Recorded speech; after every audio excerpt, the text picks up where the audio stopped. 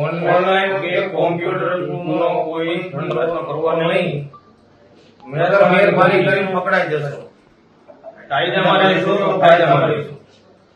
Online કે કોમ્પ્યુટરનો કોઈ ધંધો કરવાનો નહીં. મહેરબાની કરીને પકડાઈ જશો.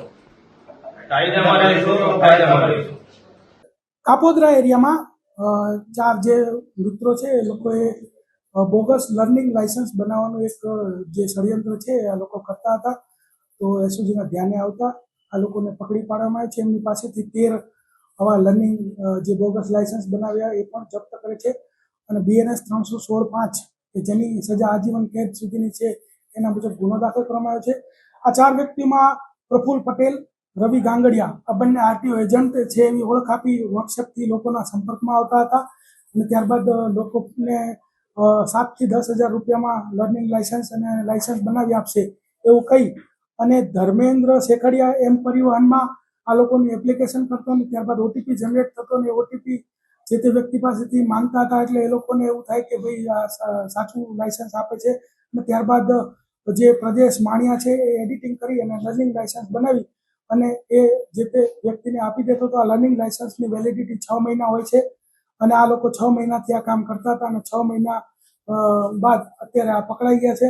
અત્યાર સુધી લગભગ 50 થી વધારે લોકો આના ભોગ બન્યા છે અને 7 થી 10,000 રૂપિયામાં કામ કરતા હતા અને આ લોકો વિરુદ્ધમાં જે છે એ એસઓજી ધોરણસર કાર્યવાહી કરે છે.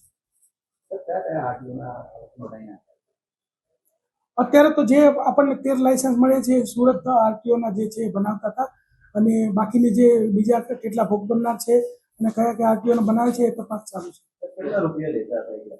એક લાયસન્સના એ લોકો નેગોશિએશન કરીને મિનિમમ 7,000 અને વધુ 10,000 રૂપિયા લેતા.